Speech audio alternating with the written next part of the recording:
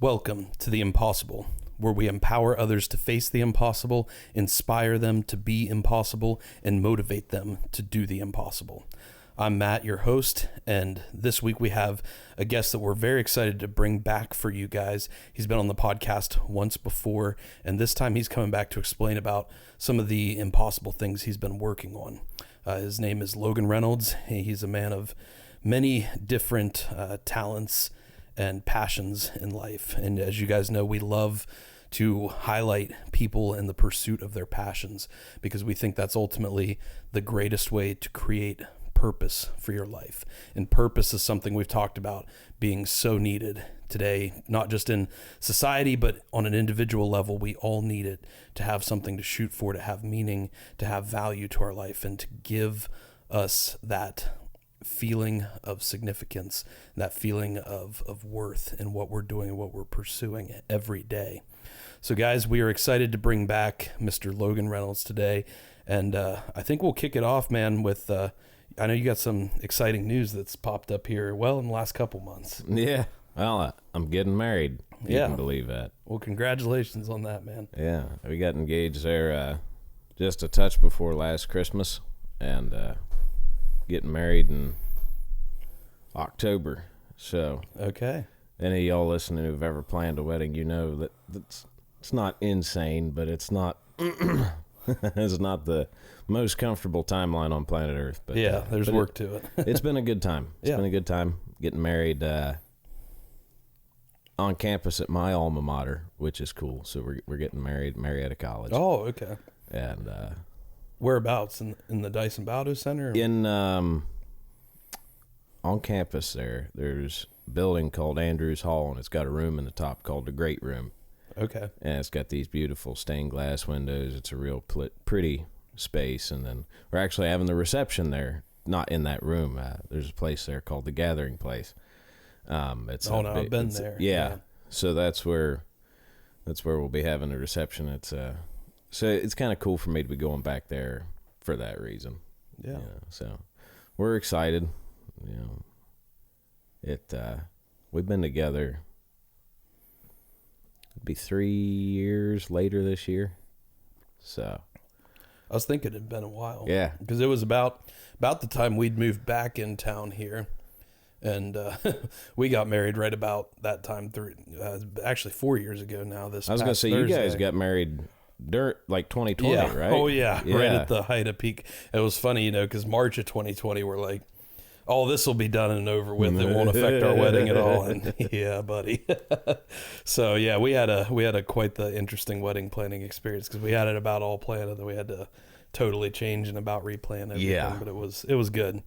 So congrats on that, man. Yeah, I appreciate it. Congrats on the little one. Oh, dude. It's just been, I don't know if we'll do a full episode on it or something at some point. I don't know, but man, it's just the coolest thing ever. It really is. You know, I kind of came at it from a little different angle. I haven't had any of my own yet, but I'm fortunate enough that my fiance came with two little ones. Yeah. And, they're not so little anymore.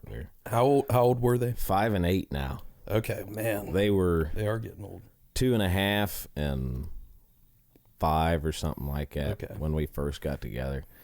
And it's been so cool to see the changes in them. You know, you forget. I think the older you get, 3 years don't make much difference. There's not a lot of difference between 27 and 30. There's a big difference between 5 and 8, you know. So seeing that and, you know, getting to, for all intents and purposes, be a dad, you know, I think they're my kids as far as I'm concerned. It's been a good time.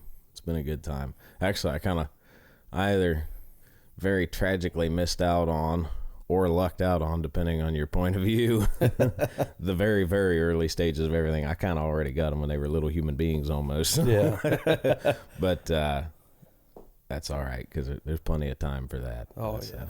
Yeah, it's wild, man, because we're in that very beginning stage right now. She's just today 2 weeks old now. Wow. And it's like, but everything you just described, I still feel that, like, it feels like such a huge difference from day 0 to day 14. Oh, I figure. And it's like every day, because her life has been so short now that every 24 hours is like a monumental, like, I don't want to say like change, but the way we figure out parenting changes sometimes monumentally every 24 hours because, you know, it just different challenges with like, you know, feeding her and with making sure we try to get some semblance of sleep and, you know, different things like that. But it's all just, it's so much fun. Like that is the main word I would use to describe it. Yeah.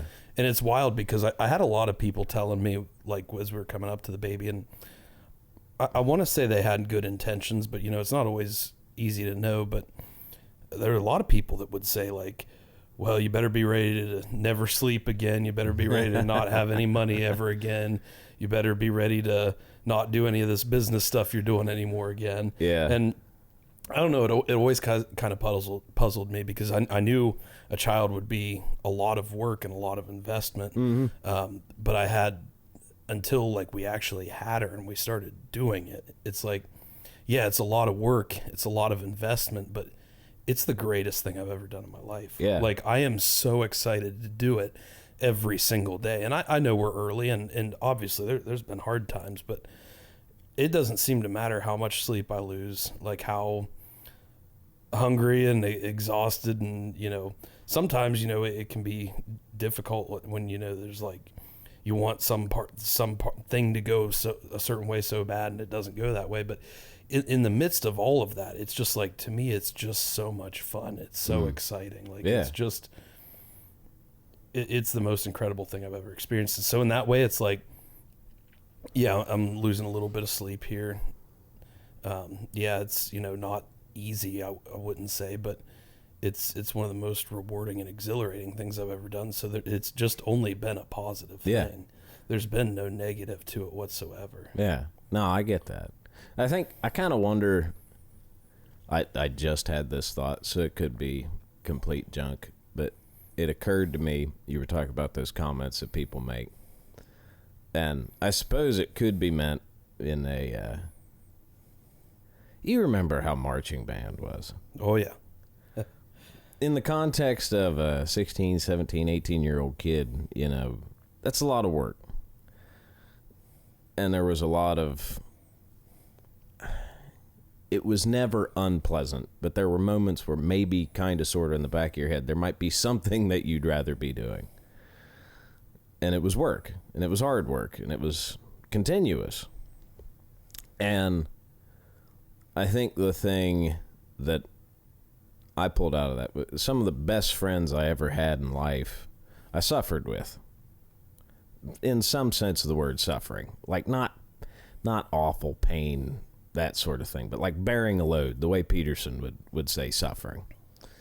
And part of the way you bonded over that was you bitched about it.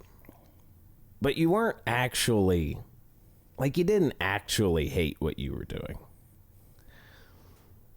But you had these moments where you'd come together and mutually acknowledge what a tremendous, wonderful pain in the rear what you were doing was. And I don't know, I kind of wonder if that's part of what they mean by that. Or maybe, you know, maybe there's some jaded parents out there who would have liked to have had some of their sleep back. But I think, for me, one of my experiences with Tay and the kids has been, we've had Tay and I have had a lot of good laughs and positive bonding moments. Lightly griping about the way things were going. Yeah. And it was a great little bonding moment for us. And it's not a resentful, bitter thing at all. It's just sometimes you sit down at the end of the day and you go, ugh. Dude, you know, but I agree with you. It's been so positive, and it's made me a better person. I can be a bit, it's funny, at times I can be a really chill kind of person, and at times I can be a little bit hot-headed. And for sure, they've made me a kinder, more patient human being. Yeah, I think, and because I've been thinking a lot about it, I know, again, it's only been 2 weeks, but the thing that I've come to is that I really think it just kind of enhances. I mean, if you allow it and you give it some of that intention, being a parent enhances everything else you're already doing. Mm-hmm. In the sense that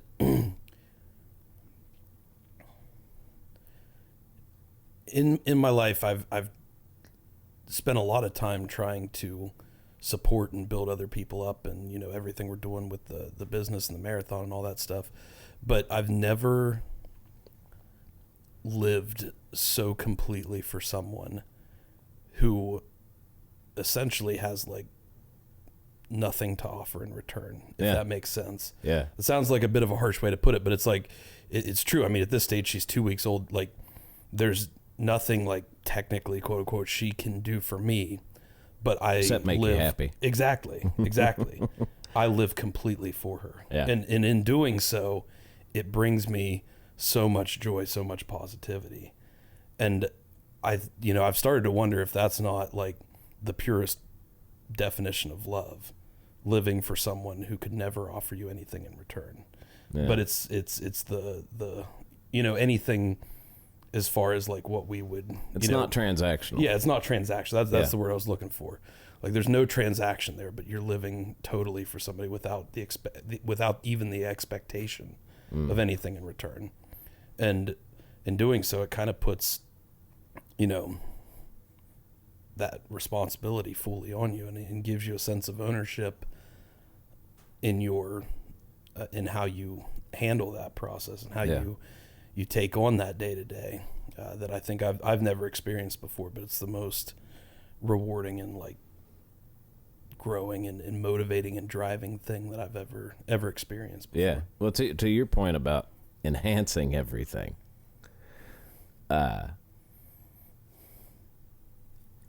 so without getting too far into the details, my fiance was married once before me, and we have a great relationship with the kid's birth father. He's a good dude, helps out. We got a good relationship with him. They still spend a lot of time with him. We're in a situation where Tay and I both work, or at different points in time we both worked, or she worked and I was in school. Of course, I'm finishing up the master's thesis that we'll talk about here in a little bit, so I'm in a bit of a transitionary period there.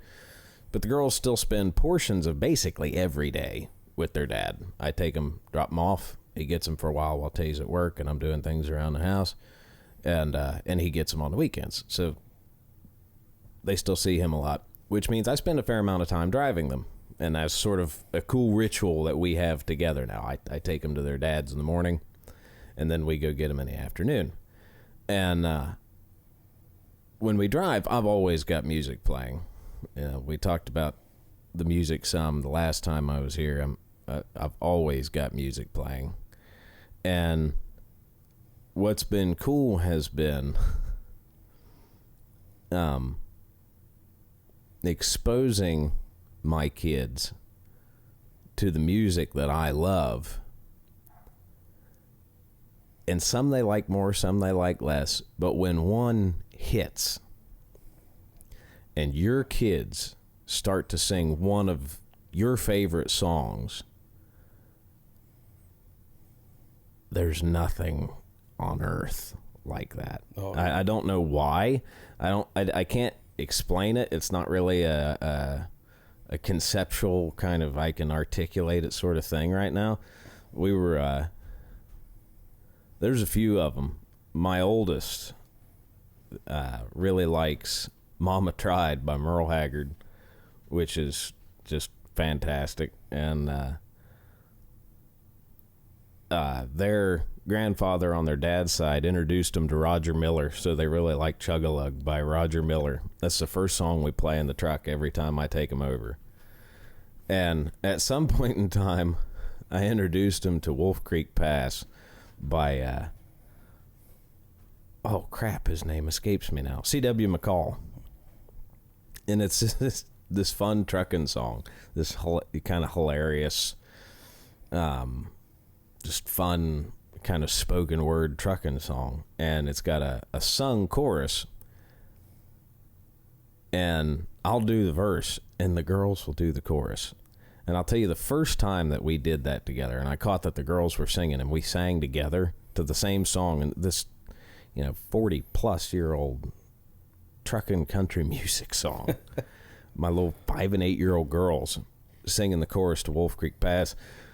I'm a sentimental I'm a somewhat emotional kind of guy, and I was just so happy I couldn't stand it.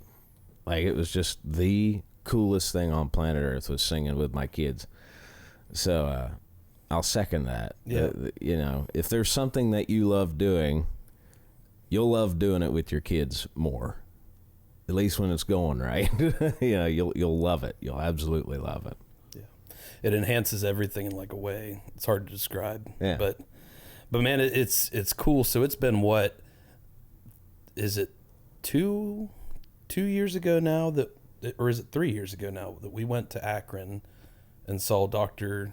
Peterson give a lecture up there? That was 2 years. 2 years ago, so 2022. Yeah, it was the like spring March before. time. It was the spring before I started at OU. Okay. Yeah, so 22. And what was cool about that, I saw you put up a post the other day, and you had that picture of you and him, because we got to meet him afterwards, which was just an unbelievable experience. You had that picture of you and him up there, and he had acknowledged you during the little Q&A session afterwards, and I'd kind of forgotten about it, but once you put that post up, I remembered you talk about how during that time, or in that session, you had talked to him about getting ready to start your master's program in philosophy. And then now 2 years later, which, time's flown from my perspective, I'm sure for you it's been, quite a long process, but now here it is 2 years later and you're about to defend your thesis and graduate with that master's degree. So it's a really cool experience, a person of that caliber to have that full circle experience of, you were getting ready to start back then. Yeah. Now you're getting ready to complete it. And we wanted to bring you on today to talk a little bit. I know we touched a little bit into it the last time you were on, but I think we focused a little more on your music career then. And now we'd like to come back and just kind of hear, from that time of when you were that guy that was getting ready to dive into this new program, listening to Dr. Peterson talk, what's grown, what's changed in your life, what have you learned, what have you created, and give us maybe some hints into what you're about to defend here. There's so much to unpack. I don't even really know. It's funny, I've been thinking about how I'd present this, and I don't even really know where to start, because this is not a self-aggrandizing thing at all. But my experience has been with some of the ideas that I've had, it takes some time to lay them out in a way that I can actually get people to feel what I'm feeling. And I don't. Maybe I'll just talk about it, because that'll make that statement make more sense. My thesis work, which will probably change a little bit in form between now and when I actually defend it, but the concept that I've been working with has to deal with a philosophical idea called the logos. It's a Greek term, and essentially the definition that I'm working with, the way that I treat it, is the ordering structure of reality.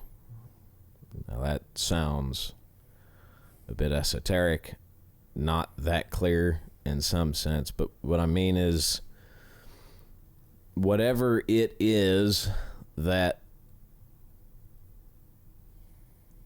structures reality, makes things the way they are. The fact that things are a particular way and are not some other way or some infinite sequence of ways. I got the idea, maybe this will help walk into it a little bit. I got the idea that it initially was born out of, I took a metaphysics class at OU, and that class focused on a specific part of metaphysics called causation or causality, depending on who you ask. And it's basically the study of what makes things happen. And what I thought about with that, for some reason the idea occurred to me, there has to be some uniform, or roughly uniform, some patterned, stable, causal process.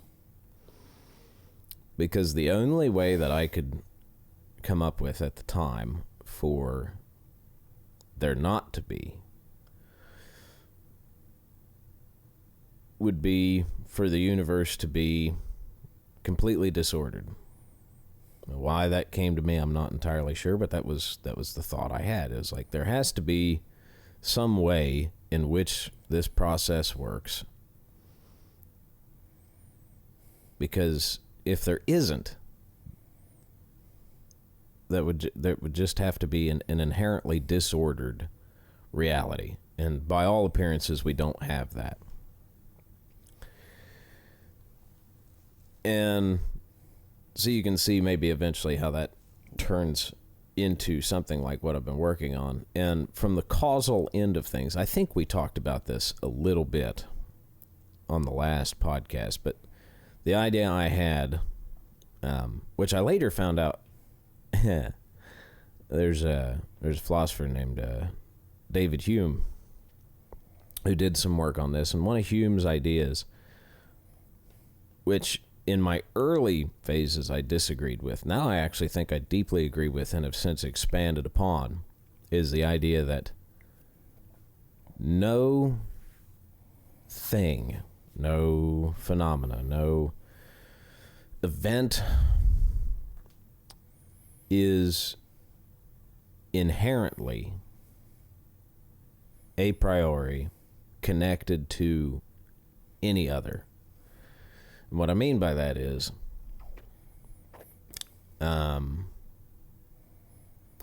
what's a good example? So the one I use a fair bit in the paper, colloquially, and it makes a lot of sense that we talk about it this way.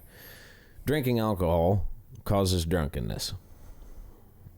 That statement, uttered to any human being who's ever encountered alcohol, makes total sense. We know exactly, intuitively, we know exactly what that means. But technically, I don't believe it's the case.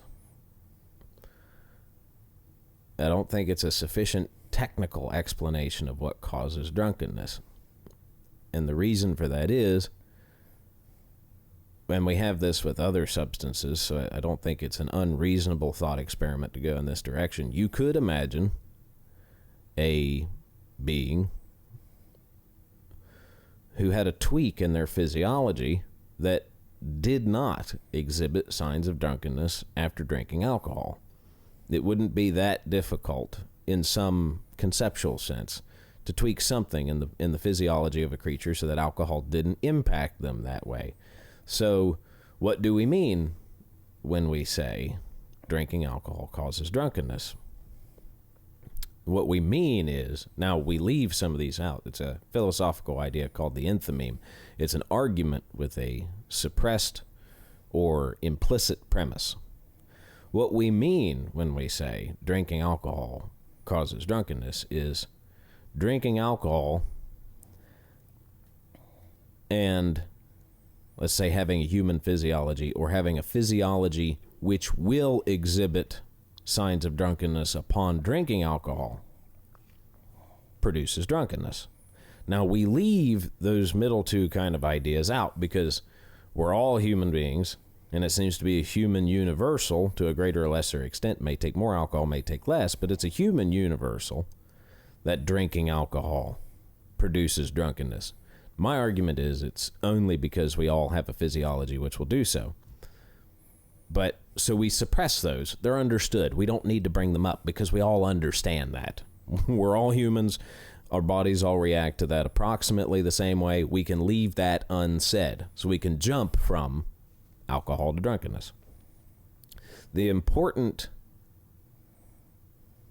illustrative part of that is what I said about human physiology. I consider there's so much here. There are in some sense, there are two different kinds of facts in the world. Maybe there are more, but these are the two this is the basic kind of distinction that I make from a causal and from a logos-based perspective. There are facts of what is the case, and there are facts of what will be the case if something else is the case. In logic, we would refer to these, a statement of what is the case would just be a simple proposition. It's just a statement of what is the case. A statement of what will be the case, in my framework, you would classify as a conditional statement, represented in symbolic logic with a horseshoe. If anybody's taken logic, it can be done a variety of different ways. Some schools use arrows, but they all function approximately the same way. And the idea behind a conditional is, in this context, it's a little bit more complicated than this, but we have what are called necessary and sufficient conditions. You can think of it in this context as, if this thing, then this thing. It's often how it's translated into English, and there's an element of it which does function that way. That is the key to all of this, in some sense. This was where the first bits of this idea came out. In logic, and this will help tie together what I said about alcohol and drunkenness. In logic, you cannot validly derive any simple proposition from just another simple proposition, unless they're the same. So if I brief logic lesson here, in a logical argument, you have premises and you have a conclusion. The premises, a valid argument, it is valid if and only if it is impossible for the premises to be true and the conclusion to be false. So I'll give you an example of a valid argument. I am bigger than an ant. An elephant is bigger than me. Therefore, an elephant is bigger than an ant. It is impossible for the premises, the first two statements that I made, it is impossible for them to be true and the conclusion to be false. It is logically sound. Keep the word logic in your mind here, because that ties back into this logos thing. It is impossible for those premises to be true and that conclusion to be false. Okay. If I say, and this is difficult if you want to get into the weeds on it, but basically, if I say I am human,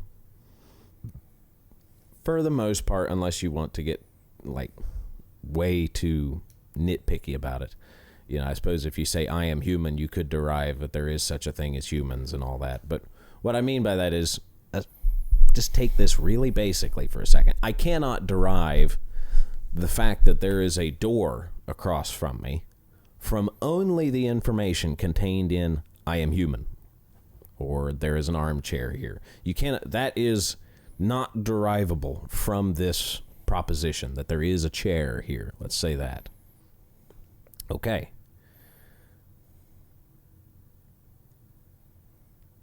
Let's apply that to the alcohol example. Taking only the information contained in the sentence, and this is part of Hume's exercise, and it's difficult to do because we pull information from everywhere. We're so good at it. Think only of the information contained in the statement and the corresponding state of affairs Bob drinks alcohol, or Bob drank alcohol, however you want to phrase it. Can you derive that he got drunk from that sentence and state of affairs alone, without pulling from any other piece of information on planet Earth?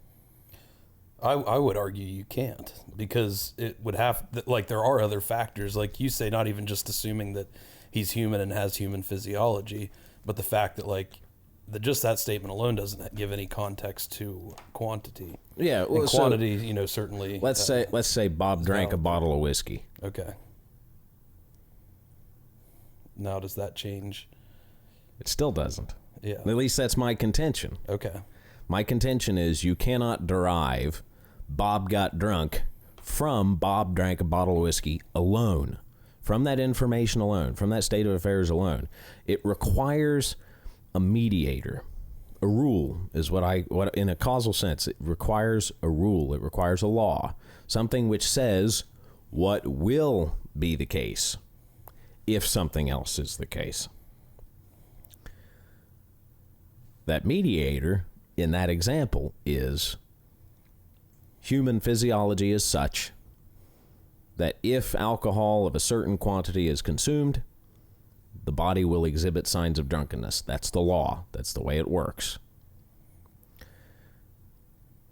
So it is the pairing of it.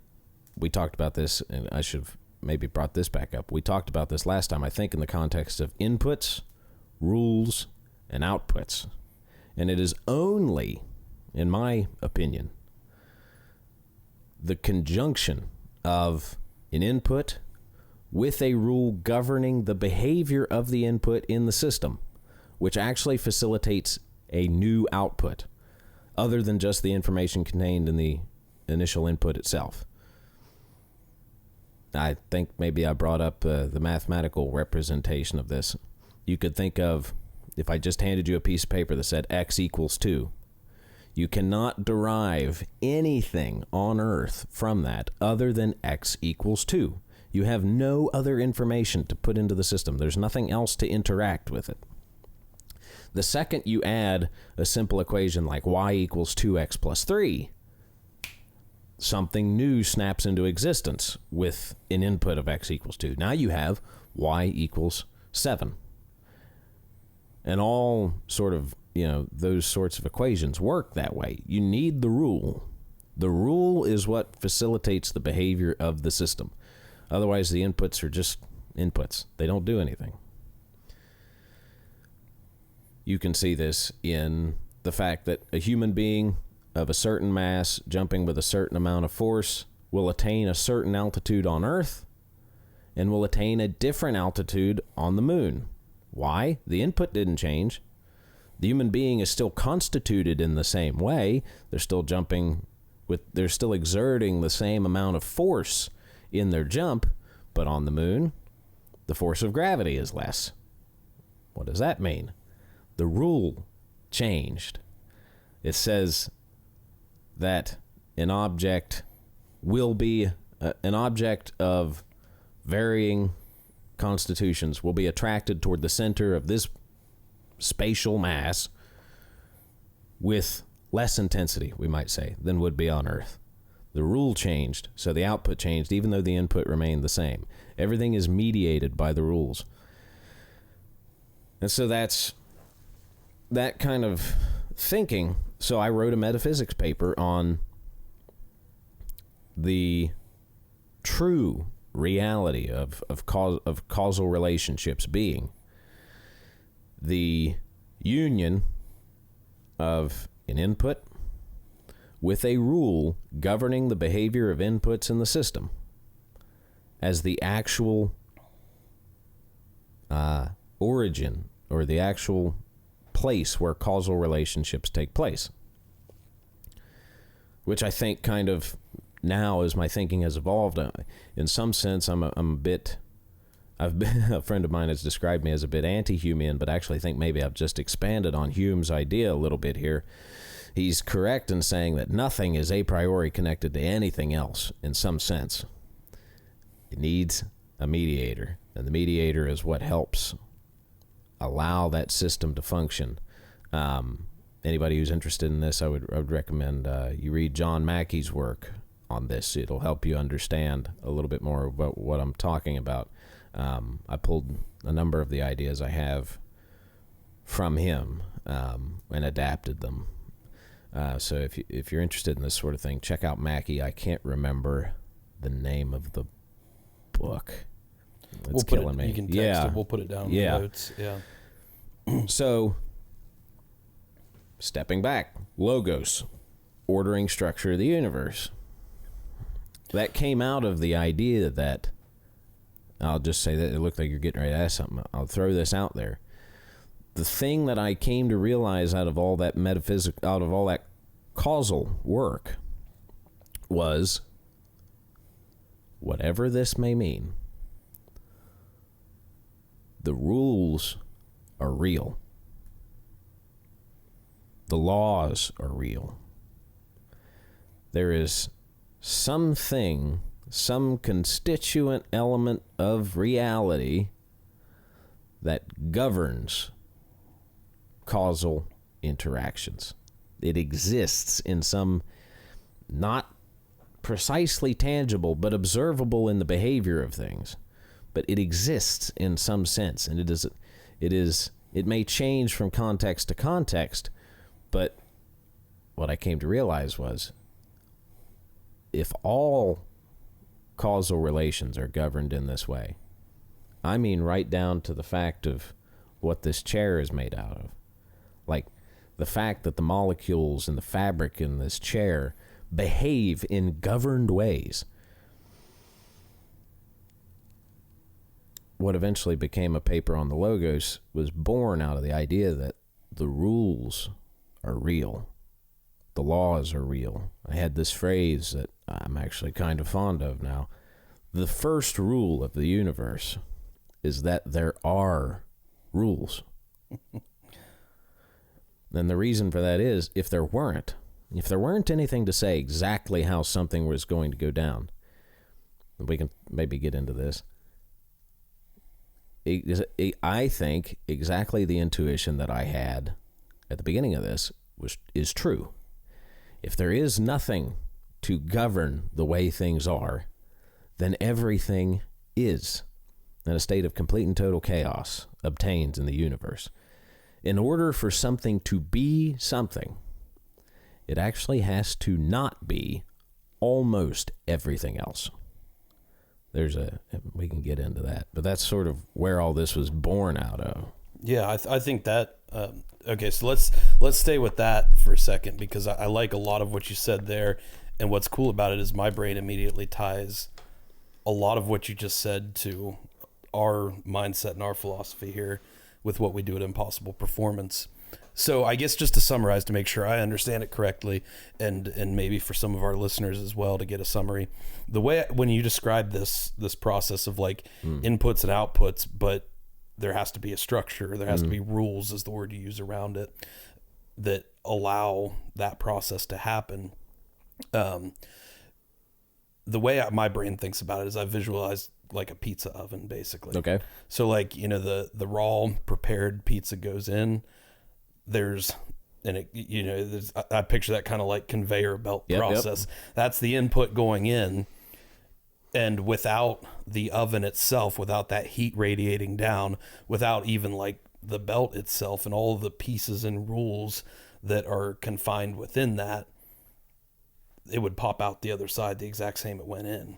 But because it's got that whole structure around it, it's got all the rules around it, the heat, the belt, even down, you can break it down to like the food itself being able to be cooked at a certain temperature. Well, so what you just said is actually the crux of what a rule or a law is. The pizza, the conveyor belt, the heat, those are all still inputs. Mm-hmm. Those are all still inputs into the system. I have crafted a pizza, I have placed it on a conveyor belt, and I have placed it into an oven of a certain heat, a certain temperature. What you just said is what the rule is, and that is the governing rules of basically chemistry, and probably chemistry, maybe a little bit physics. The funny thing about this system is the deeper you go, it becomes such a beautifully enmeshed and difficult to entangle web that, for if any of you are determinists out there, in a certain sense you're right and in a certain sense you're wrong, because everything is determined in some sense. What will happen after a certain input is determined, but it is so horribly complex that there are certain interactions that will never untangle. But that's beside the point. What governs the interaction in that oven is the way the materials in the pizza will react to a heat of a certain magnitude. A good example that I use in the paper is, it happens to be a fact that paper in an oxygenated environment will burn if exposed to a temperature of, for artistic purposes, we'll use Bradbury's number and say 451 degrees Fahrenheit. I think that's Bradbury. If I screwed that up, I'm never going to live that down. Fahrenheit 451. Let's say that's the temperature. It is a law of our corner of the universe that dry paper in an oxygenated environment, when exposed to a temperature meeting or exceeding 451 degrees Fahrenheit, will ignite. Without that law, that does not happen. Because you can imagine, like the pizza and like the oven. So you got the pizza, you got the oven. Those are your inputs. You got the paper, you have a struck match. If the rule were different, let's say for whatever reason, we live in a universe in which paper doesn't ignite until it hits 1,000 degrees. And that struck match only gets to 500-600, whatever it gets to. It will not ignite. You need that mediating rule. You need the alignment of the inputs with the rule. You need the alignment of them to actually produce the predicted or desired output. So what you just said is absolutely right. It is how the ingredients in the pizza will behave. It's a future thing. It's a necessary consequence sort of thing. Anybody who isn't familiar, or even if you are, when I say consequence, you can think of, in conditional relationships, there is an antecedent and there is a consequent. The consequent is the necessary. It exists in relationship to the antecedent in a necessary manner. It is what must be if the antecedent is. And in order for the heat of that magnitude to produce the cooked pizza at the end, let's say,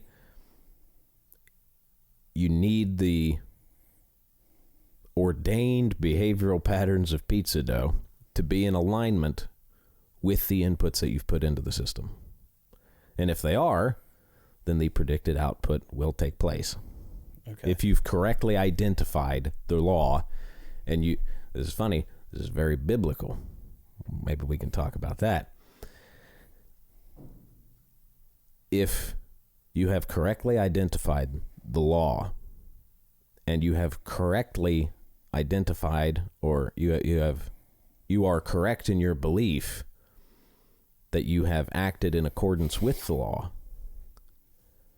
then your sacrifice will be respected.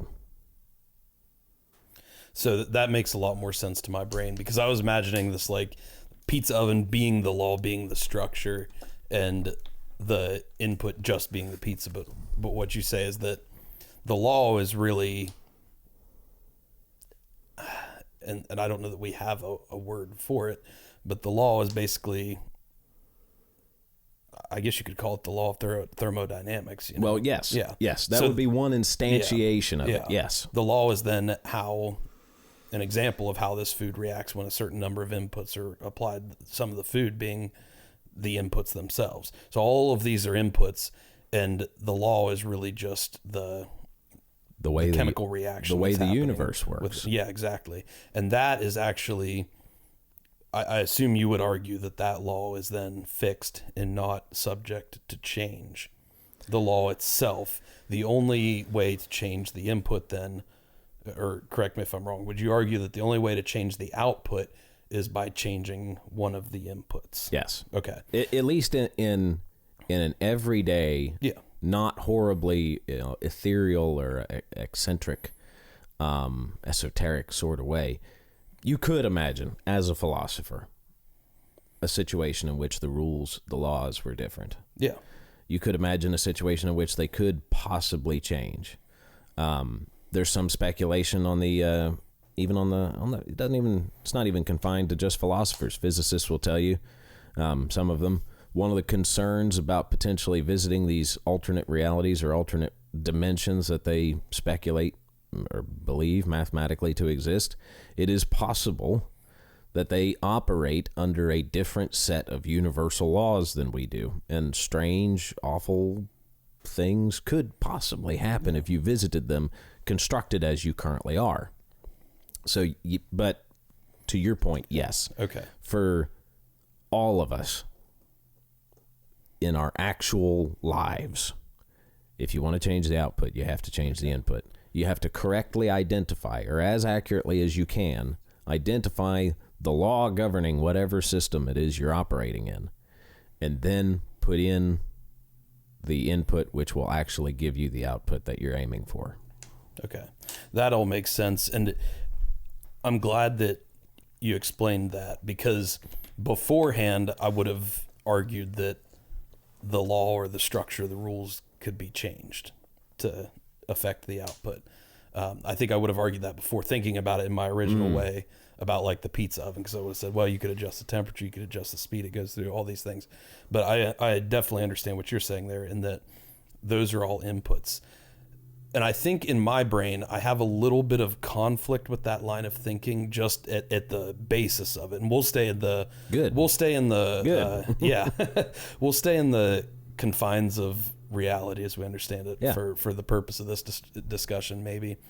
But initially, I approach it with a little bit of conflict, because everything we're about here is, well, being impossible, literally, like doing things that shouldn't happen, doing the impossible.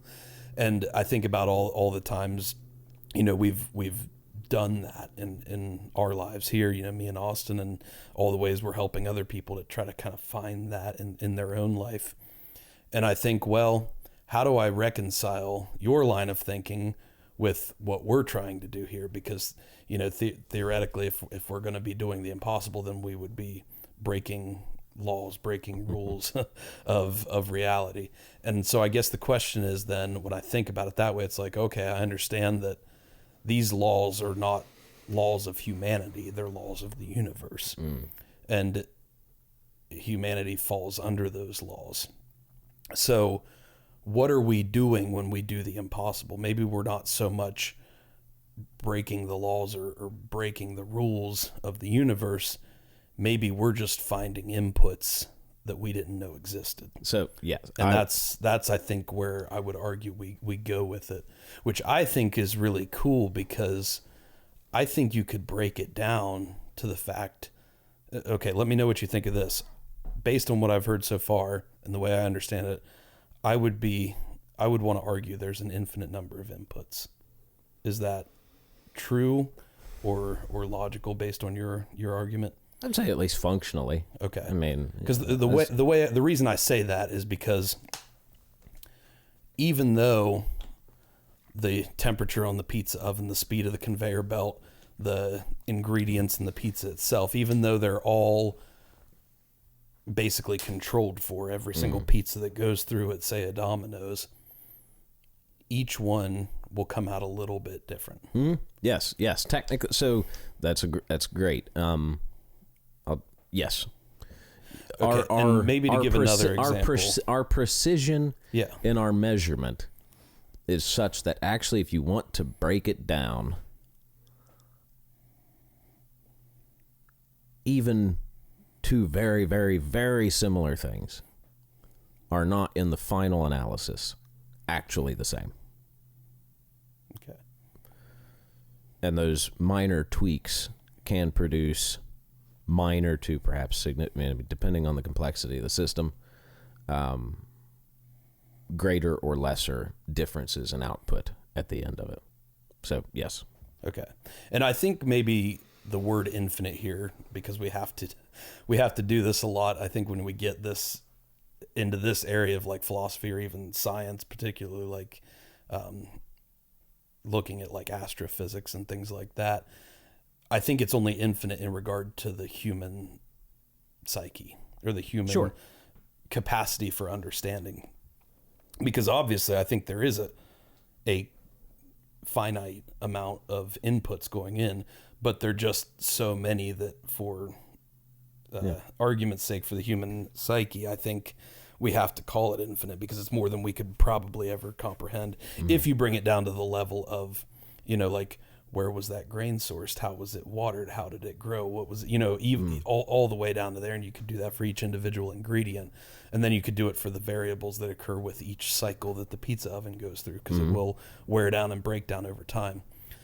I think the other argument I was thinking of, and I guess bring it more back into kind of meathead gym life terms, I wanted to get your thoughts on this. So take me and take Ronnie Coleman, arguably the greatest bodybuilder to ever live.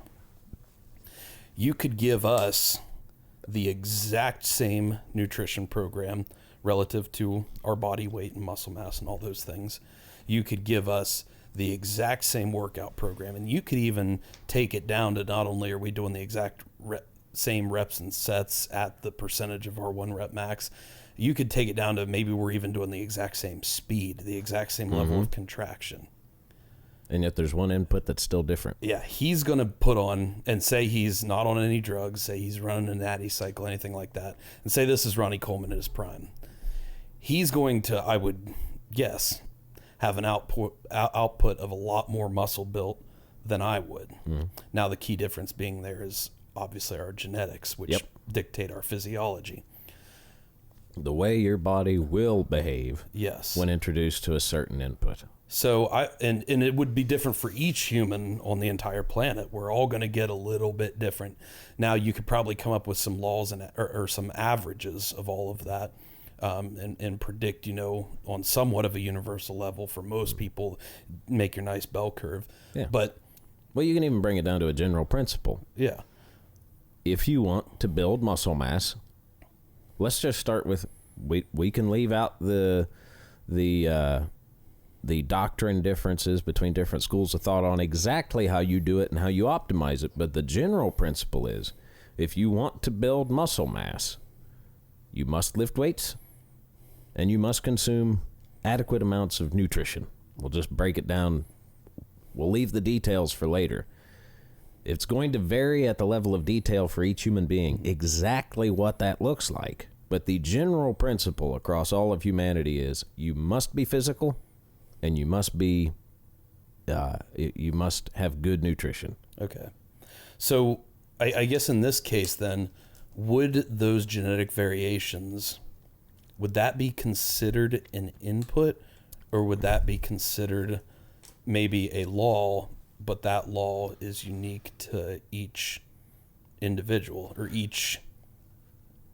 So I guess I would maybe argue that each individual, like, we come with our own preloaded set of default inputs. Yes, and what that is, it's a mix, I would think. It's your genetic composition is an input, but attached to, this is an interesting way to think about it. I might think about this some more. So I think attached to every, probably to every input, attached to an input. Yeah, this would seem right. Attached to every input is a law governing how it will behave when introduced to certain other inputs. Okay. If that makes sense. So your genetic composition, each little tweak in your molecular structure, is in itself an input. Your genes, so to speak. You have a particular proclivity toward many different things. Even that in itself is actually a description of a law, but that's beside the point. The genetic composition is an input.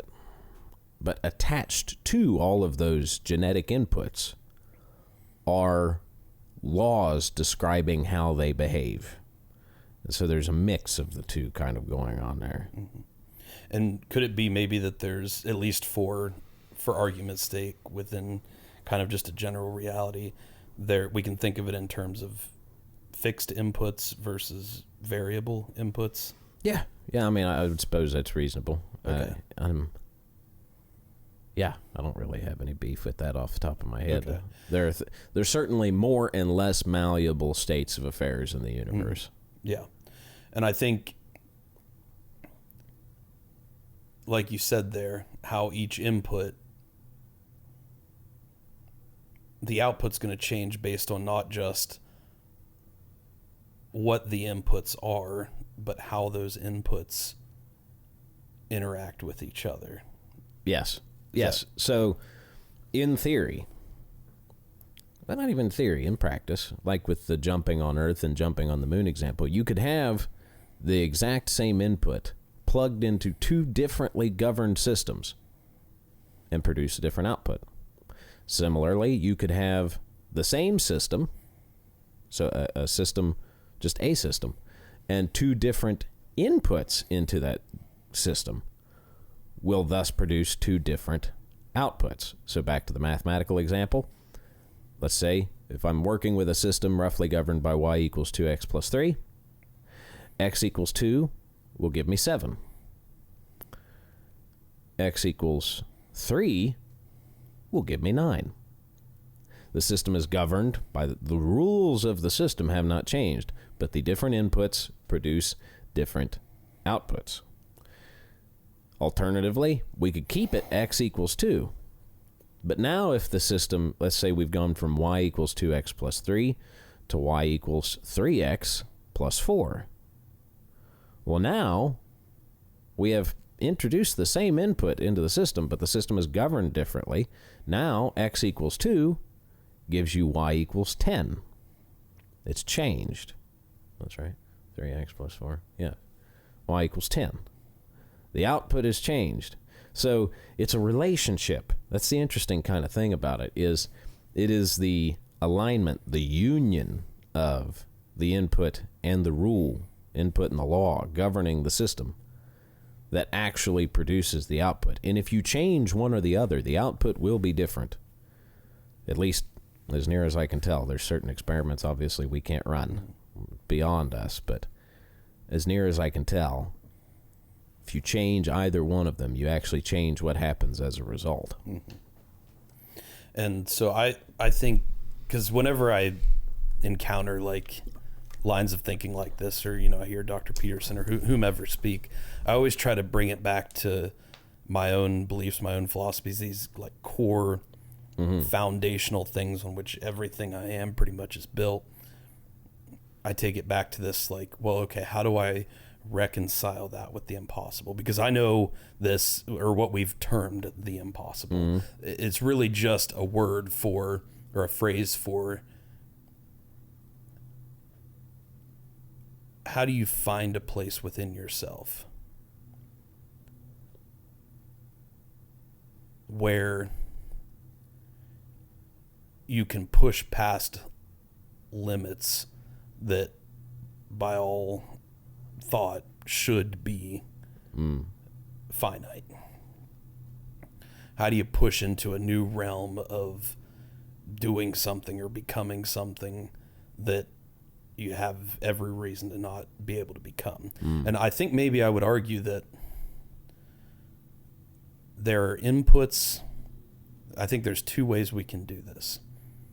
And again, I'm new to hearing all of this, so I want to get your perspective on it to see if it makes sense in terms of your line of thinking.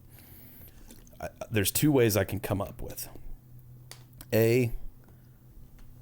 There's inputs that we can discover within ourselves that can change that output, that can allow us to push past those limitations. And I think in so many cases, at least for me, those inputs have been mental, emotional, spiritual. in a lot of ways. And then B,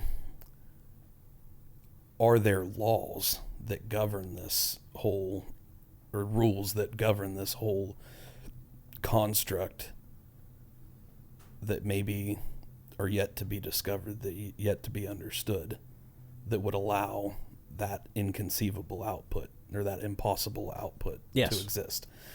Because to me, I guess going back to the pizza or the bodybuilding's example, there's laws governing that reaction to find that output that I would venture that we don't even, there's multiple laws going on. I think we could argue. There's not just one rule necessarily, and maybe all of the rules interplayed in that specific scenario become something more. They become a construct through which that output can be finite and predictable. But I think that there's laws in there that maybe we've not fully totally understood or discovered yet, and we can maybe work to change the inputs such that a new set of rules presents itself. Mm-hmm. Is that correct? Yeah. I would say I'm down with that. It's funny, you expressed some concern about reconciling this. I have good news and I have bad news. And then I have good news about the bad news. The bad news is, strictly speaking, if I were to define impossible in this context, what I would mean is that the finally understood rules of the universe are such that there is no input or possible combination of inputs which would ever yield the specified output. Impossible means impossible. In the final analysis, it cannot and will not ever be done. And that is a final fact of the universe, whatever that might mean. It cannot be done. The good news is that's not really what we mean. So from a philosophy of language standpoint, that's not really what we mean most of the time. So here's the thing. When we say impossible, we think we mean that. We think we have accurately put that label of what I just described on something. It cannot and will not ever be done. Thank God humans are fallible in their analysis. Because we discover all the time that... So take a brief second to define a couple of terms here. In some sense, when I say something is ontological, I mean about reality itself and its actual bare bones. When I say epistemological, it has to do with knowledge, what we know or think we know. Okay? When we say something is impossible, we think we are making... We don't think this because most people don't even think about the word ontology. But what we're doing is we think we're making a statement about reality. There's a difference between ontologically impossible and epistemologically impossible. And epistemologically impossible is what we are, to our best knowledge, as near as we can tell, the best picture we can put together points to one where this cannot and should not happen. And then we turn out to be wrong. Human flight is a great example of this. I was thinking that same thing. It's a great example of this. It was epistemologically impossible for 250, 300,000 years until it wasn't. You talked about discovering new inputs, and I would say discovering new laws governing systems that we weren't even aware existed. Mm-hmm. And then one day we figured out how a wing, like an aircraft wing, works. We found a conditional statement, to bring this into logical language. We found a law which, if met, would facilitate the output that we were after. We didn't find it for a long time. And then one day, a couple of bicycle mechanics from Ohio figured out this is how we could attain lift. And the revelation of the new law, the law which had been there, presumably, forever, but we weren't aware of it, so we couldn't interact with it. So it was epistemologically impossible, but not ontologically, not as a statement of utter ultimate reality. It was never impossible. We just, to the best of our knowledge, thought it was because we did not know how to do it. And then we uncovered the new law and the new series of inputs, which hinted at an eventual input which, if we plugged it into the system, would actually get a human in an aircraft off the ground. And we did that. We did the impossible. So the bad news is, very literally speaking, the actual impossible, whatever that might be, the actual impossible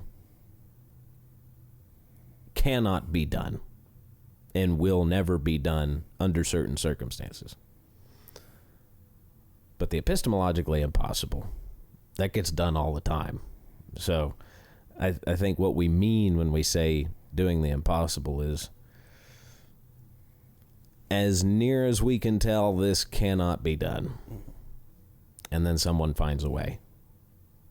So when I'm speaking about this system, if I say something is impossible, of course I'm making an epistemological statement myself. I'm not omniscient, but your ethos is not at all incompatible with this system. It just takes a little bit different lens. When we say something's impossible, we are not knowledgeable enough to mean that in the final, ultimate sense of reality, impossible. It's just impossible as far as we can tell, and then someone comes along and breaks a barrier. Finds a new law and interacts with it properly. I love how you describe that, because that description right there reflects so much of what we send out as our message here, and what we stand for. And there's a few different ways that really, really stand out to me. Because you brought up the example of human flight, which it was actually kind of going through my head as you were building up to that. And I love that that's the example you used, because it's something, even while they were trying to do it, people told them it could not be done. And the one key point you brought up there, I think that allows that impossible to have happened, is because human analysis is subject to error. It's because we are limited, fallible beings. I take the word limited out of there. It's because we are fallible beings that we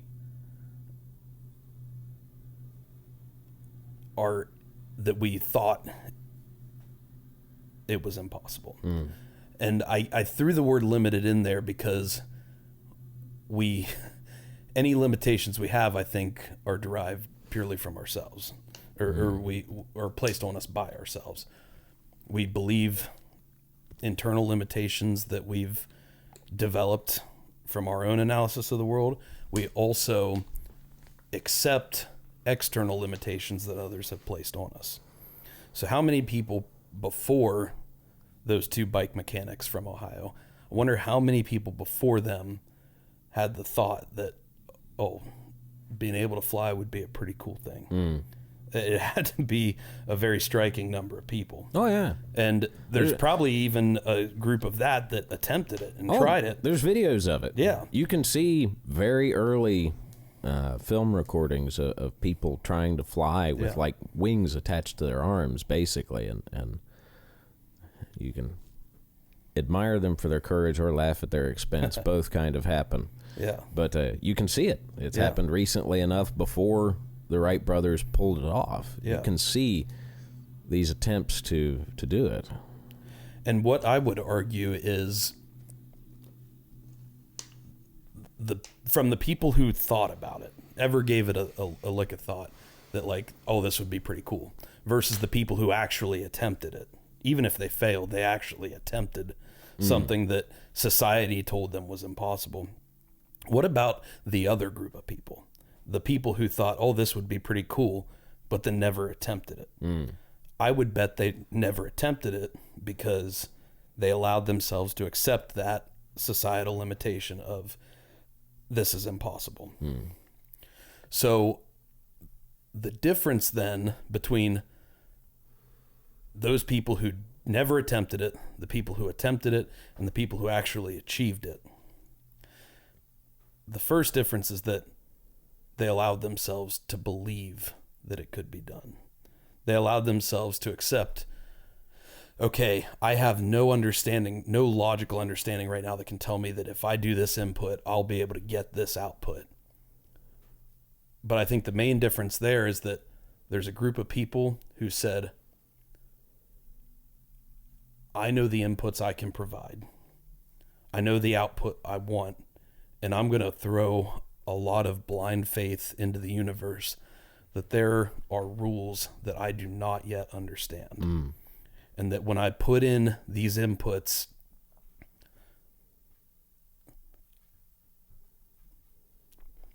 I'm going to have faith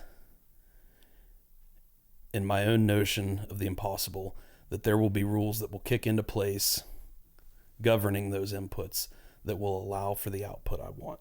Yeah. And that's really, really fascinating for me, because even still in that group, there's a lot of people who had that level of faith and then still failed. Yeah. And I think maybe the only difference, and this could be a whole long discussion that could go on for far too long for the purposes of this discussion, but it just took enough repetition of different attempts of inputs for those laws to be discovered that allowed that process to kick into place, is my thinking of it.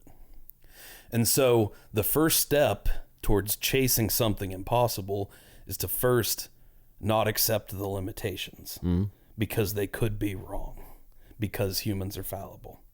And that's something we've preached. We've got several episodes. We've got one episode in specifically up on our YouTube channel that literally the title is Limitations Do Not Exist. And we say that as like because like you talk about, there's the absolute impossible. Then there's like our, cannot remember the word you used. Epistemological. Maybe I'll be able to remember that now. There's a difference, because the one is like based on universal law. The other is based on our understanding of universal law. So why would we ever limit ourselves? Why would we ever create epistemological limitation? What is the purpose of that? Well, I'm sure it's some, evolutionary defense mechanism to keep us from going down roads that don't seem fruitful and chasing things that could get you killed. Yeah. Oh, it could. I mean, yeah. Caution is not altogether a bad thing, but it's hard on us dreamers. Yeah. So I think if you can at least, not saying that you live with no limitation, no caution, no hesitancy for life, but if you can at least develop a practice or a skill of being able to not accept limitation just because it's been created by the human mindset. If you can just not accept it at face value, I think that puts you one step closer towards being able to discover a set of laws that allow what we would think of being impossible to happen. That's the first case of what I think in regards to how this lines up with so much of what we speak about here. The second, and what I find even more interesting, is this whole.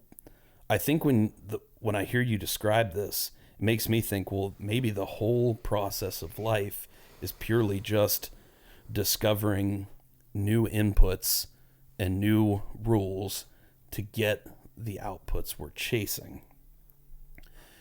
And I think that the coolest part about that is really there's no reward in the output, because the output isn't necessarily a surprise to us. If it's something that we're chasing, something we're going for, we know that it's something we want. I think all of the growth and the reward comes in that process of figuring out, okay, what are the inputs? What are the rules? How do I line them up to get this output?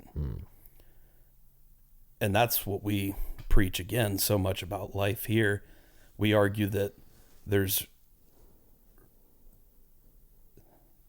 the process is what you should chase. And that we even sometimes go so far as to saying that the outcome doesn't matter. And that's why we say that our main line is be impossible. It's not do the impossible. I think some people get confused about that sometimes.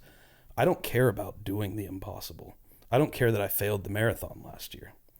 I care that I showed up every day with the mindset of believing I could do it.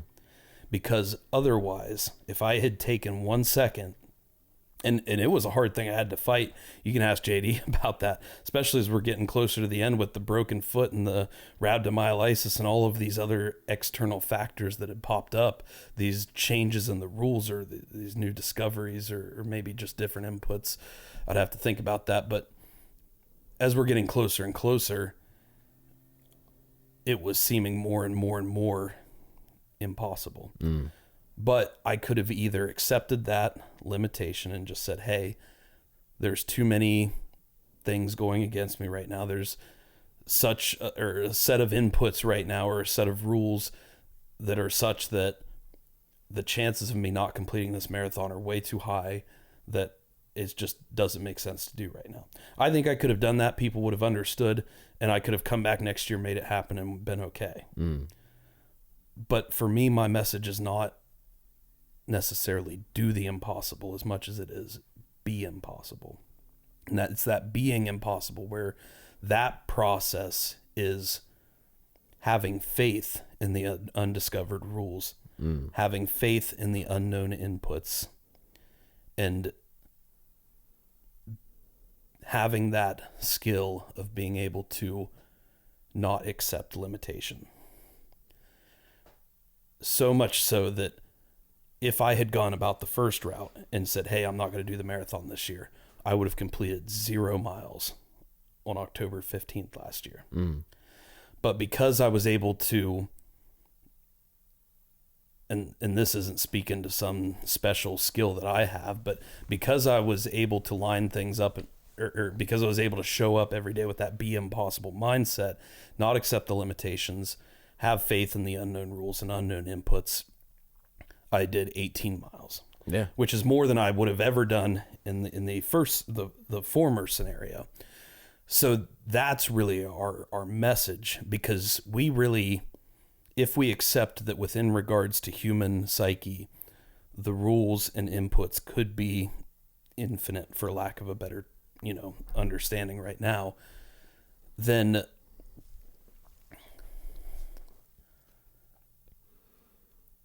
if we accept that they could be infinite, then if we don't, I had a line of thinking there. If we accept that they could be infinite, then we basically have to put a certain level of faith in what could happen. And if we show up, if we just show up to be impossible, if we show up to accept that certain amount of faith in those potential inputs, those potential rules, then there's a chance we could achieve that outcome. But even if we don't achieve that desired outcome, it will still be, the output we get will still be infinitely greater than what it would have been if we didn't put that faith in the system. That was a long way to describe it, but that literally describes exactly. I love this philosophy that you have, because I don't know, when I hear it, I think it describes so well what we believe here so passionately. Yeah. And I think it can be extrapolated to so many different mindsets or processes or however, but it helps me to have that logic behind it, because it's always been something that's been difficult for me to explain, because I know it's there. I've felt it, I've experienced it, but how do I logically back it up in a brain in the human brain, which operates so logically by default? Yeah. Well, I think there's something interesting. So I've only talked about this my work right now with this logos idea. So briefly to say, the logos, as I'm talking about it, the ordering structure of the universe, you can think of that like the laws in the causal relationship. The work that I've done finds this ordering principle in causality, in logic itself, and then I take an additional little track through philosophy, mythology, and religion. I look at Plato's Timaeus, the Enuma Elish, the Mesopotamian, the Marduk and Tiamat story that a lot of Peterson folks might be familiar with, and I look at Genesis 1. And I bring that up because I think a lot of what you just said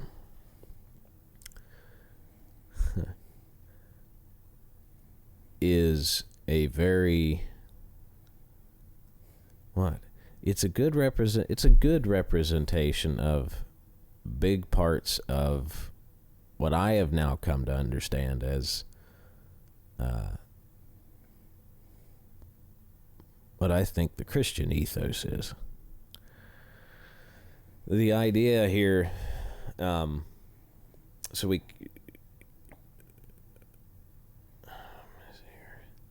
talk about this faith and this willingness, I would say,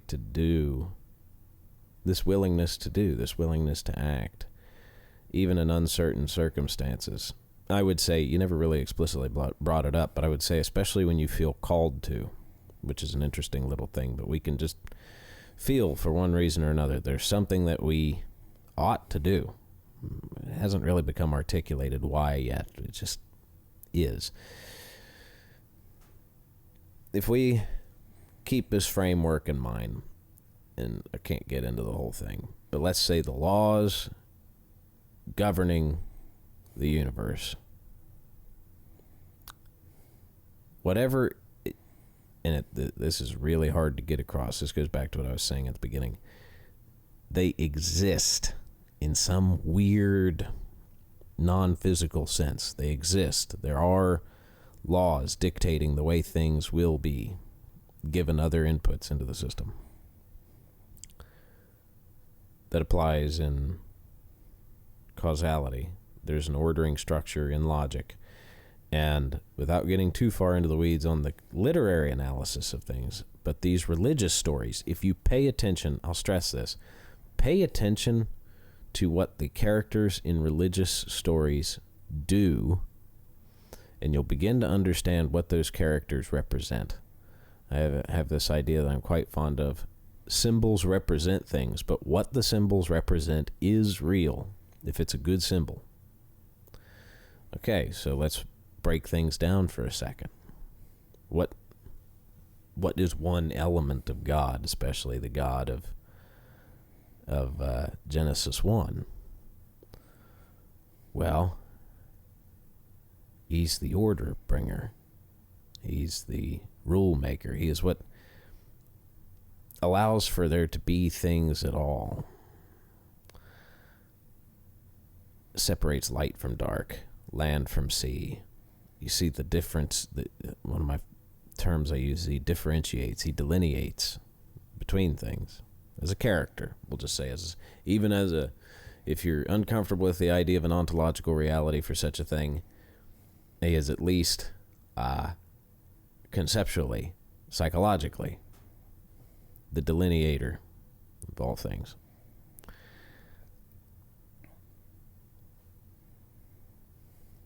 One of my favorite passages right now it's not a passage, it's a single verse. John 1:1 says, "In the beginning was the Word, and the Word was God, and the Word was with God." I may have the order on the with and was, but flip-flop, but that's the idea.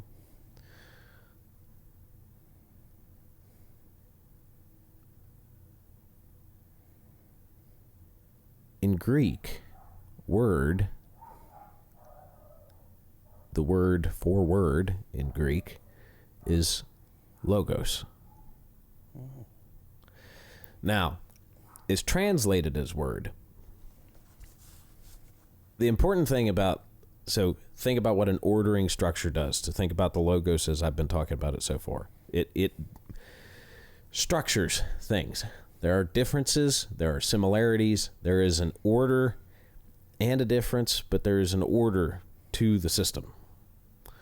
I talk about the law of non-contradiction, some in the logic section, if that helps anybody. The idea is a proposition cannot be true and false at the same time. I cannot be here and not here at the same time.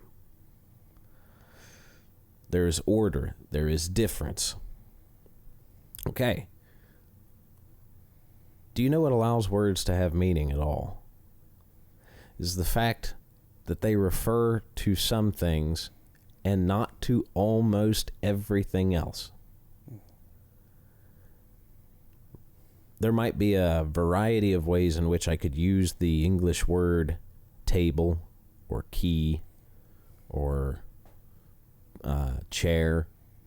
There might be a variety of, there might be a few differences in the ways that I could use it, but for absolute certainty, that word does not refer, if I say key, it almost certainly does not refer to something, some element of the way some misbegotten planet in another galaxy behaves. It has a very defined, non-infinite referent. It refers to at least a few specific things, perhaps only one specific thing, depending on the word, which is, again, the order. It's the ordering structure. It excludes almost everything else and allows something to be a defined thing. So allowing for that little bit of, and I know this is long, but it's getting to a point here that I think you'll like. Allowing for that bit of philology, or that might just be a bit of word study, some etymology. Anyway, logos translated as word still partakes of the spirit of logos as divine ordering structure. It partakes of that spirit because it itself is ordered. And so if you perhaps are willing to interpret Scripture through the following lens, remember, in the beginning was the Logos, and the Logos was God, and the Logos was with God. And you begin to interpret things through that structure as the order bringer, the lawgiver. And then you think about a phrase like, with God all things are possible. People like to use that as a way to say all things are possible, but they leave out the with God part, which is so cool because it's simultaneously limiting but also deeply freeing. Because the idea is, if you think of God as something like the Logos, as that being one big element of him, or anyway, and you act in accordance with that, the laws of the system, we could say, going back to inputs, laws, and outputs. Going back to this epistemologically impossible versus ontologically impossible. In reality impossible, or just as we know it?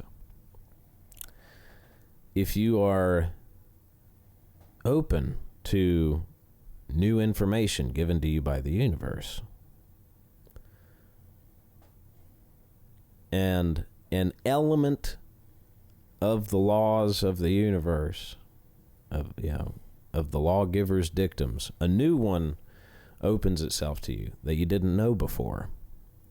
And you're willing to act in faith on that sort of revelation of that new way in which the world works. It's like, at some point, the first spark of an idea for the Wright brothers flitted into one of their heads, and he got some sense that something new might work. And you're willing to act on that. You talked about faith. You're willing to act on it and see what happens. Most failures beget some new piece of useful information. And so you have this idea and you're willing to try it. And if it fails, great, you learned. But it's that willingness to take the step and attempt to act in accordance with this new element of the laws of reality that seems to have potentially revealed itself to you. That's the call to adventure in some sense. You feel called to do this thing and you're not really sure why, but you think it could work, but you're willing to remain humble before it and take in the information and not operate under any delusions of your own control, but also open to the possibility that there were things you didn't know that might be of utility to you if you're willing to chase them. And that chase, the pursuit, the learning. And so the idea is, with God, with the Logos, in alignment with, that might have been a nice little thing to add in there, in alignment with these ordering structures, all things are possible, presuming that the ordering structures permit them. And what's so cool about looking at the stories through that way is so many new and interesting little angles open up on it. I made the reference to, I said, your sacrifice will be respected. If you look at Cain and Abel through that lens, really interesting things start to pop out, like the fact that, well, let's break it down. Abel made sacrifices that were respected by the ordering structure of the universe, and he was rewarded. Well, that's just, that's so apparently and obviously true in some sense. It's like there is a way in which the world works. If I, what is it? What would be a good example? If I operate under the assumption that, well, I would like to walk toward that door. Yeah, it's a funny thing to think of as a sacrifice, but I'm going to delegate my bodily functions and time and energy and do what needs to be done to get me to the door. And then I get to the door. Like it works.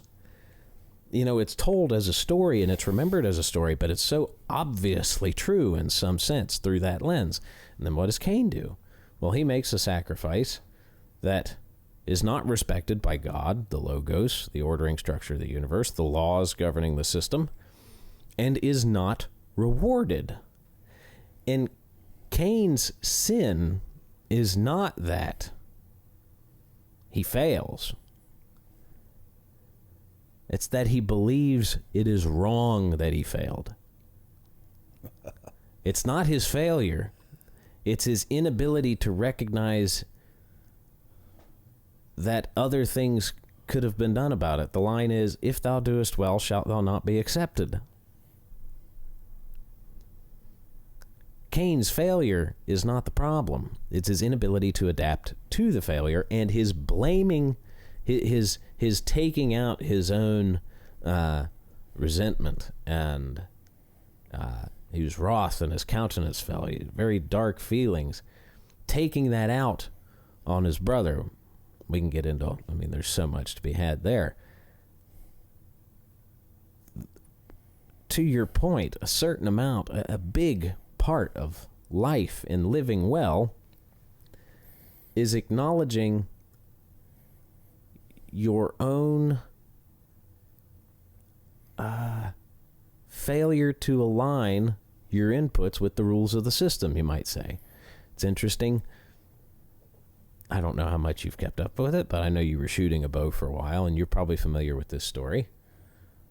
The word sin comes from a Greek word, a Greek archery term called hamartia, which means to miss the mark. And so all of this begins to weave together in really interesting ways, and I say all this to get to address your point and to set up this idea that, one, it is my contention that the Logos is real, and I don't mean that in a functional sense. I mean there is something, some strange, invisible facet of reality which gives it structure and allows it to exist at all. And you can interact with it in more or less successful ways. And it is your willingness to pay attention to the feedback that the system gives you, which then subsequently guides you toward the proper input into the system for what you're trying to achieve. And so it's this thing which, if you're open to it, it will tell you everything. Maybe not everything, but it'll tell you a lot more than you knew before. And it's so toward this doing the impossible thing. Well, maybe what you're trying is impossible. Maybe. Or at least it's impossible at the moment. But if you feel called to do it and you're willing, so what's so interesting about this? If you're willing to do it, you may actually be right about a lack of limitation. Maybe, in some sense of the word. Because what's so interesting about the figure of Christ is he lived a perfect life, right?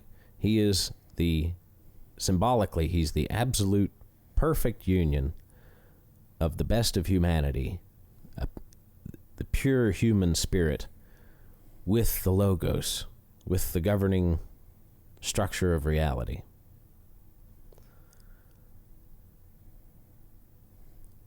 Symbolically speaking,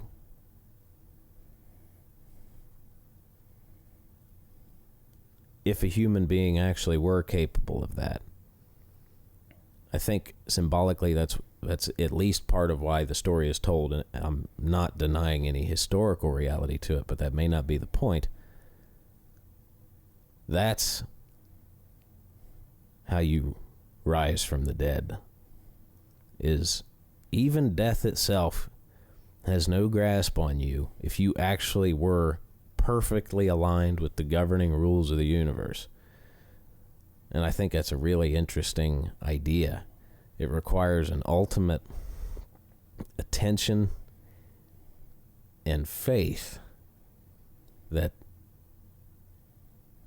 what the system's telling you, it's an ultimate faith that what the system's telling you can inform your future action, and a willingness to pay attention to it, and then to continue to act on it, and to continue to fail and improve and fail and improve and fail and improve.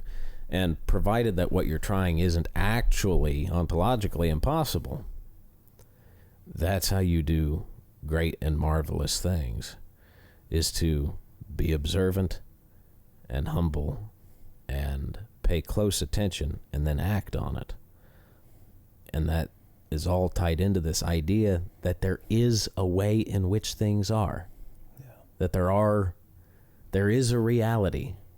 There is a reality, and there is a way it behaves, and that you can understand it, at least in part, and you can interact with it functionally. All of that is contained in this little word, the Logos, which is found, in my opinion, across a variety of fields of philosophy, and I think is central to perhaps everything we do, and I think may even potentially be a useful way in which to interpret some of our culture's oldest and most important stories. But to your point, to your mission, it's critical there because it's the ability to recognize that call, act on it despite what the human beings have told you. Now, that can get taken off into very screwball territory, and it has. You know, it's difficult to discern whether Abraham was pious or a madman, but especially when you don't know the details. If you're just Abraham's neighbor and he's taking a kid up on the mountain with no goat or no sheep. But when you feel that little twinge in the back of your head, like, oh, I might be able to do this. There might be a way to do this. And you get some strange glimmering hint of how it might be done. And you do it, and it falls flat on its face, but it falls flat on its face in an informative way. And you incorporate the new information into the next iteration, and you repeat that process. If you maintain that open mind, that attention, and that faith, and that will to continue, I really think it might be difficult to say just how remarkable things could be if you did that. What you just described and laid out for us, and this is a big statement. I don't make this statement lightly. And in fact, as I was pondering this statement in my head while you were talking here, at first I didn't want to say it on mic until I started thinking more and more and hearing more and more. What you just laid out is the best argument for God I've ever heard. And I recognize the gravity of that statement as best I can. Here's what really triggered that for me. Is you were talking about basically the rules. Well, you start off with talking about the word, and the word potentially could be the rules. Like they could be like that. The word, as we describe it, logos, as the Greek described it, like that could just be our words for the rules, or you know, whatever term you want to come up with for it. But and that could also be God. And then you describe sin is not questioning the rules necessarily. Sin is not searching for new rules. Sin is a lack of respect or a blatant disrespect toward the rules that we know to be true. And that conversely, living morally or living is, when you brought in the comparison to Christ, it's living in a perfect accordance with the rules of, you could say the universe, you could say God, you could say whatever it is that meaning is for you. I'd make one quick distinction on the sin front. I would say I don't think this is that controversial. To some degree, there are greater and lesser sins in a certain sense of the word. When it means to miss the mark, and I think this sheds some light on the. I'm going to get the quotation wrong, but the one unforgivable sin, which I finally understood when I started looking at it through this lens. Your simple stuff, which is still wrong, but is not going to entirely jack up your eternal well-being, let's say. That is a failure to achieve the aim, we might say. It's to be off course, but part of the purpose of, you know, confessing to yourself, maybe depending on your faith, confessing to someone else, is recognizing that deviation, and then repentance is working to correct it and to bring you back on course for whatever the ultimate goal is, and certainly at least whatever your proximal day-to-day goals are. You want to have a happy marriage. There are ways to do that, and there are ways not to do that. And if you are doing ways not to do that, you can become aware of that and alter course. That's the missing the mark. That's you took the shot and it missed. And there are a variety of reasons that can go that way, but then the awareness of it and the correction, the repentance in the religious term, the correction is a big part of that story.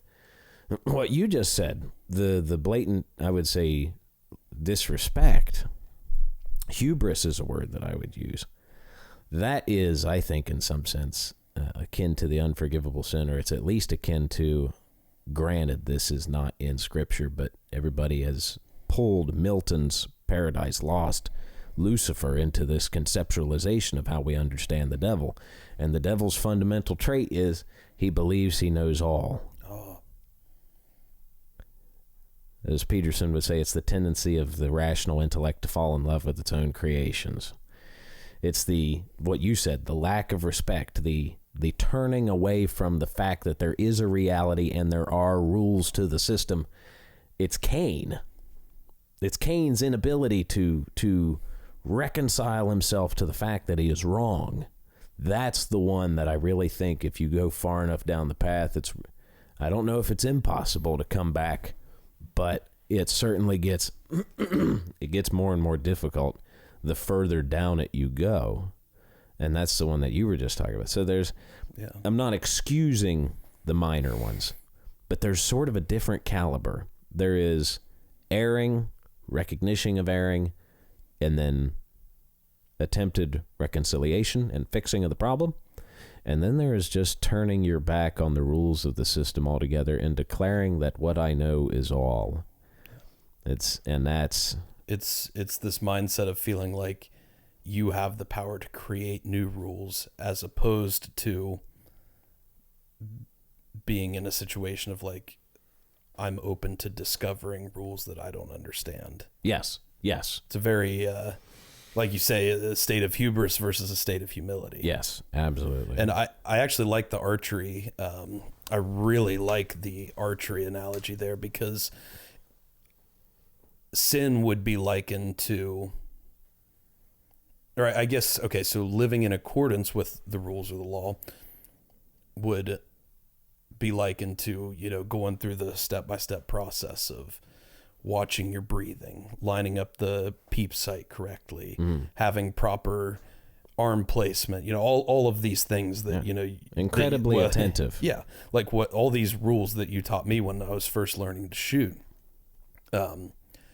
And I like it because there are a set list of rules that you want to follow, and you want to follow all of these rules, or you want to provide all of these inputs to the system as well as you can. And the practice of archery is, I think, learning all the inputs and then developing a discipline of them enough so that you can focus on providing each input at the highest level you can in the exact right combination all at the same time. And then under that system, when provided correctly and adapted for, to the external inputs that you can't control, like wind or things like that, then you will have a perfect shot. But sin would be likened to thinking that you could aim far to the right and believe that your arrow would still hit center mark. Like, it would be likened to blatantly not following, intentionally not following one of those rules.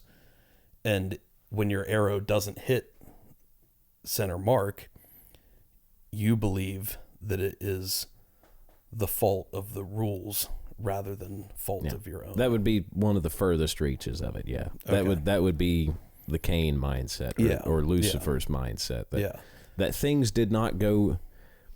things not going your way being the universe's fault or anybody else's fault but yours, that's pretty far down the rabbit hole. Yeah. Whereas you might think, boy, we'll just make it clear. Boy, the wind's blowing awful hard, right to left. I should hold further to the right, which is actually an attempt to work with the rules as you understand them. Mm-hmm. and the wind's not blowing as far or as hard as you thought it was, and you wind up hitting too far to the right. Maybe you hit a shoulder blade on an elk or something because you led the shot wrong. You attempted, which is actually a pretty admirable thing in some sense, because you knew enough about the system. You knew enough about archery to know that probably if the wind's blowing that way, I'm going to need to hold a certain way to compensate for what's going to happen. And it just so happens you got it wrong, and you can learn from that.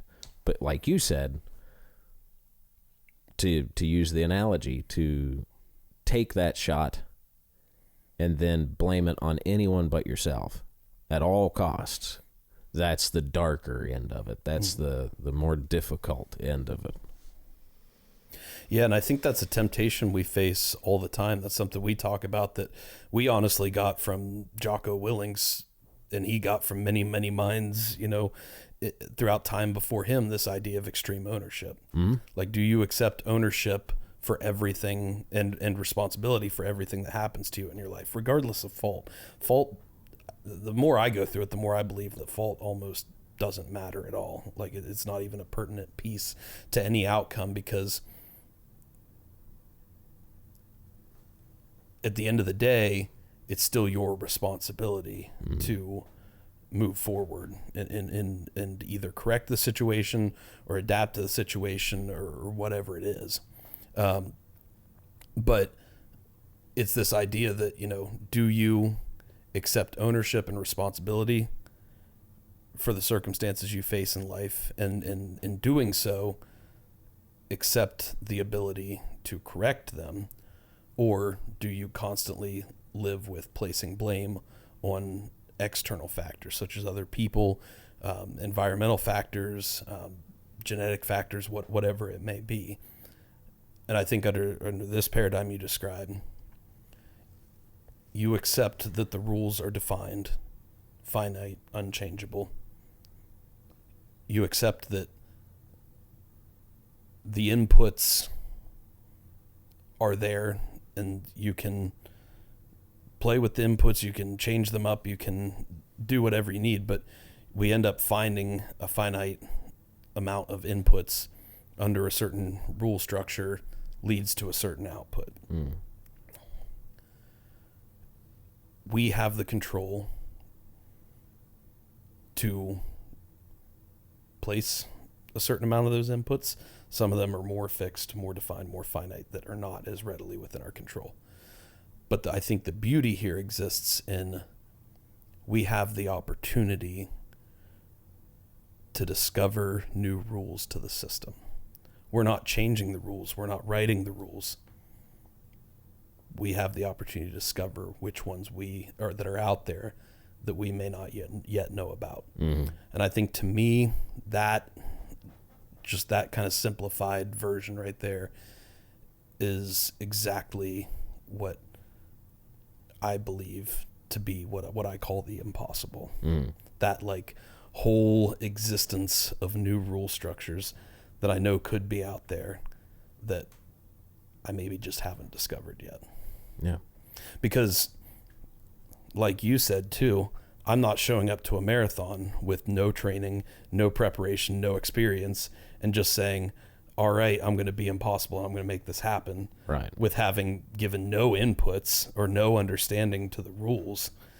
I know that this should be impossible. Right. So I research as much as possible. I train as much as possible. I get the best gear that I possibly can. I try to set myself up for success in every way that I find that I can have some influence of control over.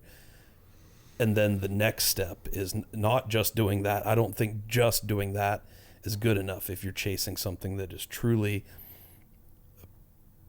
epistemologic. Yes. Say that again. Yeah, you just epistemologically impossible. You have to take the shot. Yeah, you have to attempt it. Exactly. And you have to be willing to fail. Mm-hmm. That's the faith element of it.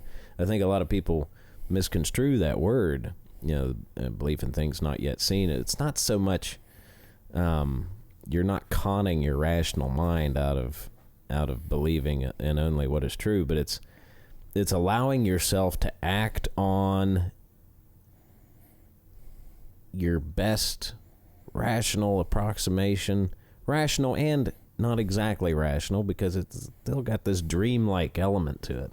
But it's allowing yourself to act on your best laid plans and accept the consequences. Yeah. And I think the beauty of that is that there's two ways you could go about that. I put everything I had into the marathon last year in preparation and training and my own understanding of the rules, all those things. And I ended up failing in the sense that I didn't complete the marathon. Right. Well, that's okay. But that wasn't really the point, was it? Yeah, no, it wasn't. In some sense. Exactly. The point is I can go from there and put a smile on my face, even though it may hurt, even though it may be sad, even though it may be hard. I can put a smile on my face and say, okay, there's rules that I don't yet understand.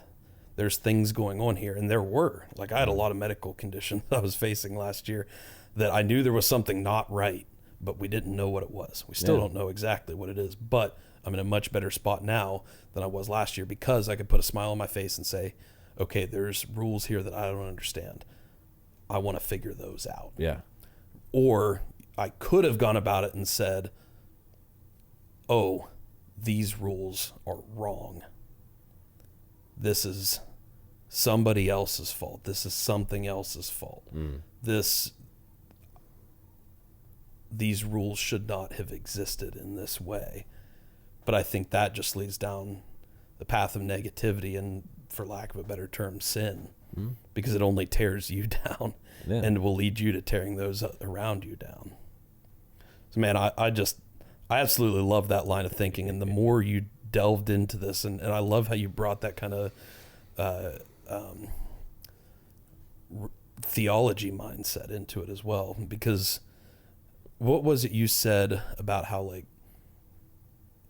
symbols, stories, characters? Yeah, so little piece of advice. If you're interested in this, I'd say a couple things. If you're interested in this sort of thing, and you haven't already, check out Jordan Peterson's lectures on the psychological significance of the biblical stories, and probably some of his maps of meaning lectures as well. Check him out as a good primer to this sort of thing. The idea... So the working title, and this project is probably going to change a fair bit because, unfortunately, I've written far too much and they need me to cut some things. The idea is Shakespeare's Rose. The title is Shakespeare's Rose and the Logos, an argument for the ordering structure of reality, something like that. The reason I called it Shakespeare's Rose is I've fallen in love with this line from Shakespeare. A rose by any other name would smell as sweet. And I think there's a real wisdom in that, and Jordan has talked about this, and I've started analyzing stories this way, especially mythological and symbolic stories.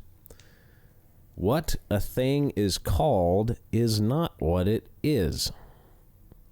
What it does is what it is.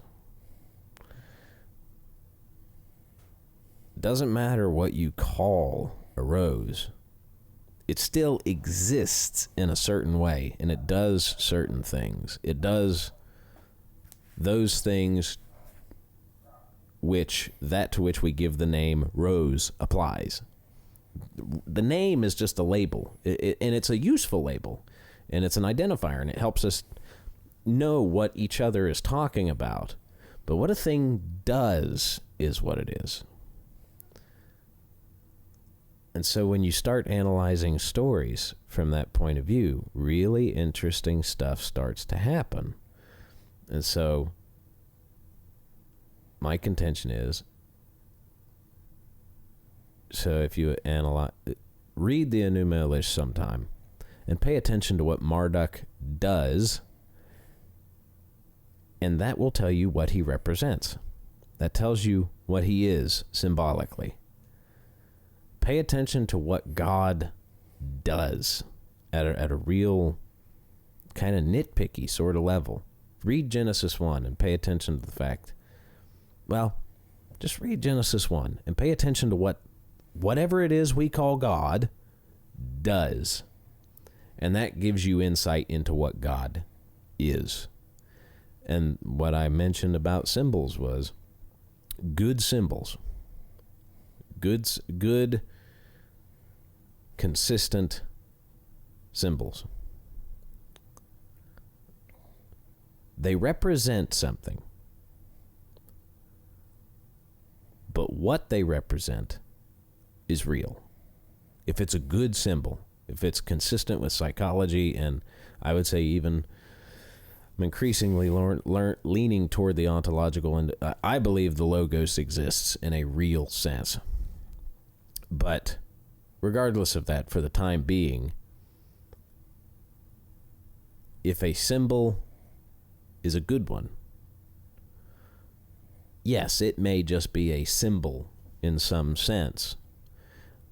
It's difficult to say what, if any, form God might actually take in some literal sense, whatever that might mean. It's difficult to say. But when you break down the story, it says something made things the way they are. And there is a way in which things are, and there's differences between light and dark, land and sea, creatures according to their kind. Things are demarcated. That is obviously the case. So what did that? Who knows? And what exact form it takes, who knows?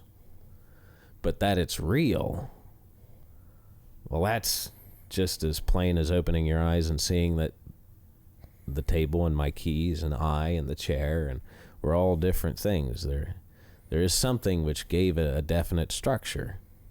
But so to the broader point, symbols are symbols, but what they represent is real.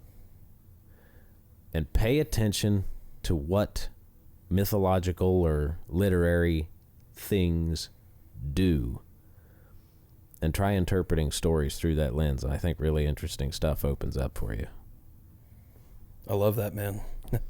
I love it. And we'll probably wrap there today. Take that and go and wrap up. And if you guys have made it this far, I'm very thankful to have you here with us. And if you're feeling confused or you don't know what's going on, it's okay. Like, this isn't something that's meant to be just fully understood and comprehended in one go of it. Tried to pack 7 years of thinking about this sort of thing into 2 hours. So. Yeah, and that's very difficult. Yeah, so and that's okay. If it's taking you a minute, and don't worry, it took me one too.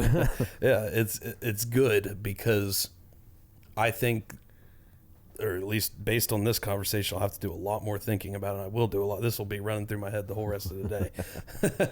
But the way I feel now is I think at least what we call the impossible is that idea that there's rules out there that we don't yet understand. And life finds a way. Yeah. Absolutely. And what we do, because as Logan talked about, what something does or what somebody does is so much more important than what they could ever be called. Because what they do is what they are. And what we do here at Impossible Performance is we are working to be impossible. We're working to look at the world around us, question what many would perceive to be limitations, and we do that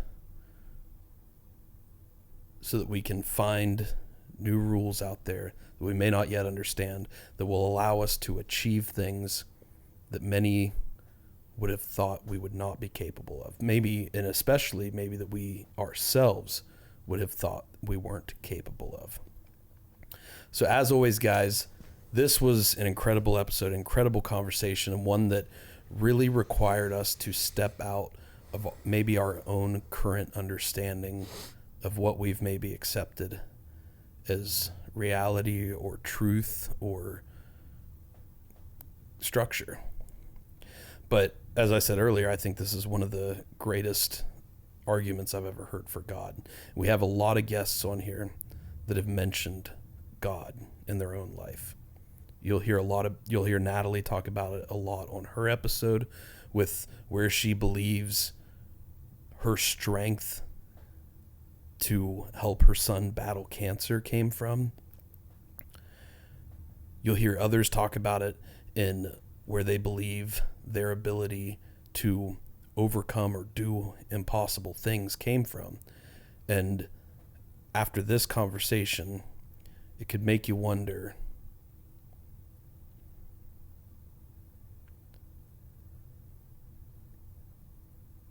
is that their recognition, their understanding of rules or universal laws come to life in their view of reality? And it's a lot to think about here, for sure. A lot to wonder and a lot to digest. But I think it's a great conversation. It provides some structure, some logic, some meaning behind everything we believe here at Impossible Performance. So let us know your guys' thoughts in the comments. Send us messages. We'd love to hear from you. We'd love to hear what your thoughts are on this conversation, because there's definitely a lot to unpack here. And I know that there's a lot out there that I'm not picking up on and I'm not understanding. So we'd love to hear from you guys, to get your thoughts. If you'd like to reach out to Logan or follow him online, hear more from him, because he's got a lot that he does as well. He's not just a philosopher. He's also an avid musician, and he is an outdoorsman and is a hunter and has many, many disciplines and passions he chases in life. So Logan, if people want to reach out to you online or wherever else, where can they find you? Yeah, you can find me at, I believe it's Logan.Reynolds27 on Instagram. I think it's the same thing on TikTok now. Mostly music content on there. But as this thesis thing has gone on, I'm working on some plans to maybe put some more philosophical content out there. If you're interested in what we talked about today, I'm going to be doing another interview with a friend of mine from the master's program in philosophy. His name's Michael Pierce. I think his page is Michael Pierce Philosopher or something like that. But if you just here probably the next month or two, search Michael Pierce, Logan Reynolds, something like that might come up. He's big on the his videos on MBTI personality stuff kind of gave him quite a following on YouTube, and he's a really, really smart guy, successfully defended his thesis already. Wonderful friend of mine. I can't say enough good things about Michael, so I'll be doing an interview with him, or hopefully we can get a little bit more, that'll be a little bit more in the weeds, kind of shop talky. If you want to listen to a couple of philosophers nerd out about the logos, that'll be a good one. If you're interested in the music on Facebook, I'm Logan Reynolds Music. You can find that there. And those, you can get a hold of me through all three of those pretty easy. I like taking messages. I don't get that many. So if you got any questions, anything that you dug, talk to me. This has been kind of the culmination of almost 10 years of thinking, come a long way from the first time I watched Jordan Peterson on a Joe Rogan podcast. It all kind of stemmed out of that now. So that's where you can find me. Absolutely. Appreciate you being here, man. I love having you on always. I love having discussions here.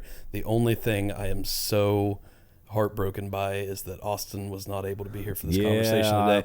But I know he's going to listen to this, and I know he is going to have a lot of incredible thoughts about it, because he's really good at much better than I am at hearing these lines of thinking and just being able to kind of come up with unique twists for them. So we'll have to sit down and let's do a follow-up. Yeah, we'll sit down and I can't wait to hear Austin's thoughts. Maybe he and I will sit down and chat about our thoughts about it, and we'll have you back sometime for sure, man, because like I say, this is what we love to do here. We love to take in new lines of thinking. We love to take in new perspectives about the world.